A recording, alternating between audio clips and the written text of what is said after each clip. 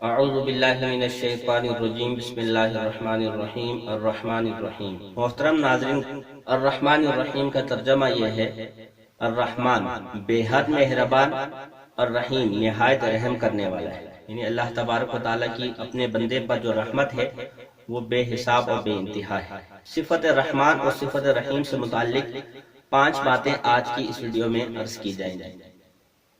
پہلی بات یہ ہے کہ رحمان جو صفت ہے یہ اللہ تبارک و تعالیٰ کے ساتھ خاص ہے، کسی بندے کو رحمان نہیں کہہ سکتے، اس لیے کہ رحمان کا معنی وہ ذات کی جس کی رحمت سب کے لیے عام ہو۔ ظاہر ہے کہ یہ رحمت کا وہ عام ہونے والا معنی کہ صرف ذات باری تعالیٰ میں پایا جاتا ہے، کسی اور میں نہیں پایا جا سکتا، لہذا کسی اور کو رحمان نہیں کہہ سکتے۔ تفسیر معارف القرآن میں مفتی اعظم مفتی محمد شفیع رحمۃ اللہ علیہ لکھتے ہیں کہ لفظ اللہ کی طرح لفظ رحمان کا تسنیہ اور جمع نہیں آتا، کیونکہ وہ ایک ذات ہے جس میں دوسرے اور تیسرے کا کوئی احتمال نہیں ہے۔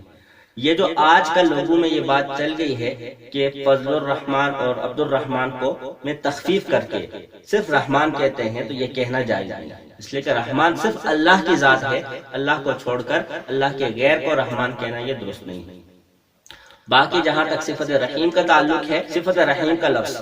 اللہ کے لیے بھی بولا گیا ہے اور قرآن پاک میں خود نبی اکرم صلی اللہ علیہ وسلم کے لیے بھی بولا گیا ہے کہ بالمؤمنین رؤوف الرحیم۔ اب یہاں رحیم کی صفت آپ علیہ السلام کے لیے بھی استعمال ہوئی۔ اب یہاں عقیدے کی اصلاح کے حوالے سے ایک بات سمجھ لینا بہت ضروری ہے، وہ یہ ہے کہ قرآن پاک میں کچھ صفتیں ایسی ہیں جو اللہ تعالیٰ کے لیے بھی استعمال ہوئی ہیں اور ایسے ہی بندوں کے لیے اور مخلوق کے لیے بھی استعمال ہوئی۔ جیسے صفت رحیم کی مثال ابھی عرض کی گئی ہے کہ آپ علیہ السلام کے لیے بھی استعمال ہوئی اور اللہ کے لیے بھی استعمال ہوئی ہے۔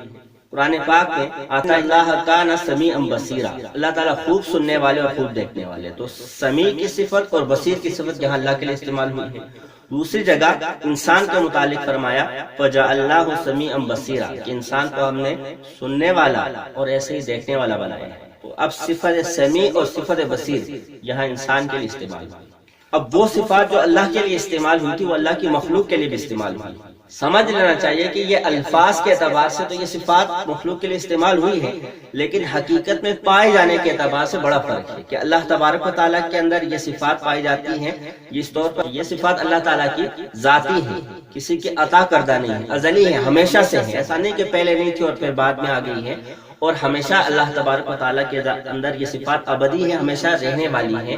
اور غیر متناہی ہے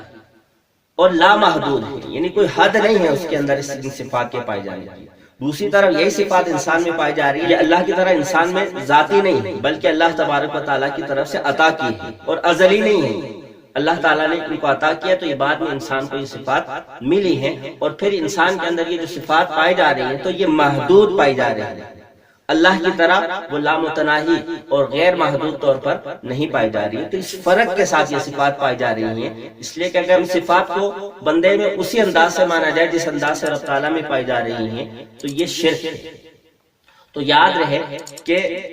اللہ تعالیٰ کی صفات 2 طرح کی ہیں، ایک صفات ایسی ہیں جو خاص ہے اللہ کے ساتھ، مخلوق کے لیے نہیں بولی گئی۔ اب ایسی صفات کو اگر مخلوق کے لیے ثابت مانا جائے گا تو یہ بھی شرک ہوگا۔ علامہ شاہ ولی اللہ محدث دہلوی نے اپنی کتاب الفوز الکبیر میں شرک فی الصفات کی جو تعریف کی ہے وہ یہ ہے کہ شرک یہ ہے کہ جو اللہ تعالیٰ کے ساتھ مخصوص صفات ہے وہ اللہ کے علاوہ مخلوق میں مانی جائے تو یہ شرک ہوگا۔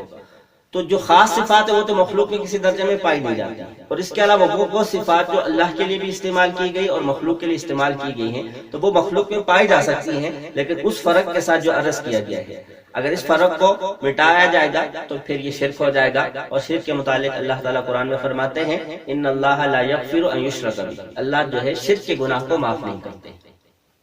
تو یہ تو ہو گئی پہلی بات۔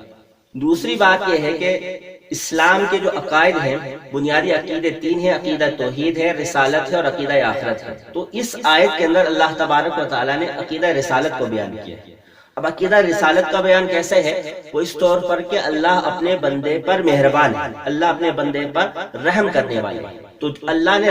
رحم کا معاملہ کیا کہ انسان کی ضرورت کے لیے جو چیزیں اس کو ضرورت تھی دنیا میں اللہ نے وہ ساری پیدا کی۔ تو ظاہر ہے کہ انسان دنیا میں کھانے پینے کے لیے تو نہیں آیا ہے بلکہ یہ اپنے رب کی معرفت کے لیے آیا ہے، اپنے رب کے احکام کے مطابق زندگی گزارنے کے لیے آیا ہے۔ تو اب ظاہر ہے کہ انسان کو خود اپنی عقل سے تو پتہ نہیں چل سکتا ہے کہ رب تعالیٰ کن کاموں سے خوش ہوتے ہیں، کن کاموں سے ناراض ہوتے ہیں، کیا چیزیں اللہ نے حلال کر رکھی ہیں، کیا چیزیں حرام کی ہیں۔ اس کے بتانے کے لیے کوئی ہونا چاہیے، تو اس کے بتانے کے لیے اللہ نے انسانوں میں سے ہی کچھ افراد کا انتخاب کر کے ان کو اپنا نبی اور رسول بنا کر بھیجا، تاکہ وہ انسانوں تک اللہ تعالیٰ کا جا کر دین پہنچائے، اللہ کے دین کی جا کے تبلیغ کرے، اور انسانوں کو وہ باتیں بتائیں،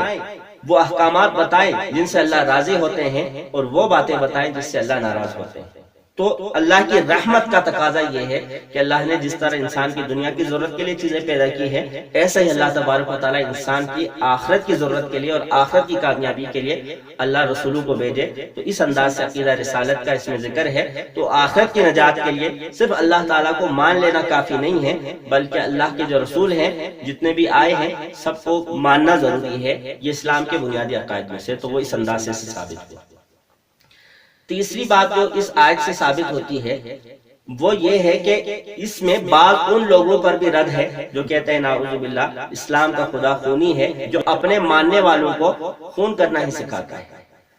کہ اس میں رحمت کی کوئی بات پائی نہیں جاتی ہے۔ اب اگر یہ ناواقف لوگ اگر قرآن پاک کی یہ پہلی سورت سورہ فاتحہ کو ہی پڑھ لیتے اور اس میں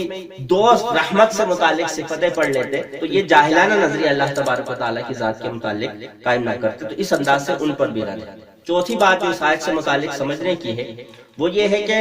اس آیت کا پچھلی آیت کے ساتھ کیا تعلق ہے۔ پچھلی آیت میں جو الحمدللہ کے ساتھ جو دعویٰ کیا گیا تھا کہ تمام تعریف اللہ کے لیے، تو اس دعوے کی ایک دلیل تو رب العالمین کو ذکر کیا تھا۔ الرحمن الرحیم یہ اسی دعوے کی دوسری دلیل ہے کہ اللہ کے لیے تمام تعریفیں اس لیے ہیں وہ تمام جہانوں کا پرورش کرنے والا ہے، پالنے والا ہے، تو ظاہر ہے کہ یہ قابل تعریف چیز ہے۔ اسی طرح اللہ تبارک و تعالیٰ کی تعریف اس لیے ہے کہ وہ رحم کرنے والا ہے، اور اس کی رحمت سب کے لیے عام ہے، ساری مخلوقات کے لیے، تو یہ صفت رحمت بھی اللہ تبارک و تعالیٰ کے لیے تعریف تمام تعریفوں کے خاص ہونے کا تقاضا کرتی ہے۔ اللہ تبارک و تعالیٰ رحمت فرماتے ہیں، اس سے تمام تعریفیں اس کے لیے۔ پانچویں بات جو اس آیت سے سمجھ میں آتی ہے وہ یہ ہے کہ اللہ تبارک و تعالیٰ کی جب رحمت وسیع ہے، عام ہے، تو انسان کو بھی چاہیے کہ اللہ تبارک و تعالیٰ کی رحمت سے فائدہ اٹھائے، اور اس رحمت سے فائدہ اٹھانے کی ترغیب خود قرآن پاک میں اللہ تعالیٰ نے دی ہے۔ یا عبادی الذین اسرفوا علی انفسہم لا تقنطوا من رحمت اللہ، اے میرے بندو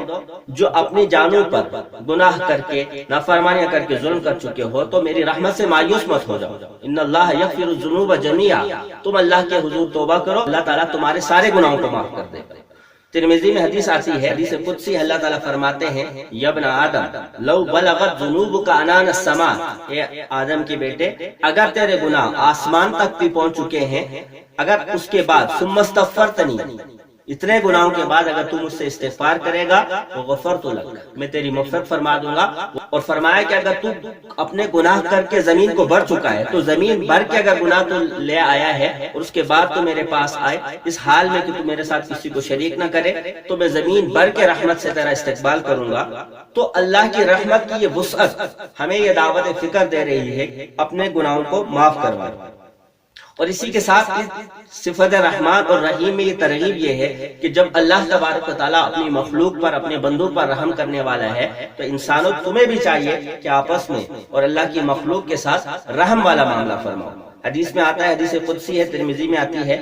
کہ الراحمون یرحمہم الرحمن، کہ آپس میں رحم کا معاملہ کرنے والوں پر خود رحمان بھی مہربان ہستی کا بھی رحم ہوتا ہے۔ فرمایا کہ ارحموا من فی الارض یرحمکم من فی السماء، کہ تم زمین والوں پر رحم کرو، آسمان والا تم پر رحم کرے گا۔ تو یہ صفت رحمان اور رحیم سے متعلق تفصیل ہے جس میں ہمارے لیے یہ پیغام بھی ہے کہ ہم اپنے گناہوں سے توبہ کریں اور آپس میں بھی ایک دوسرے کے ساتھ رحمت والا معاملہ کریں۔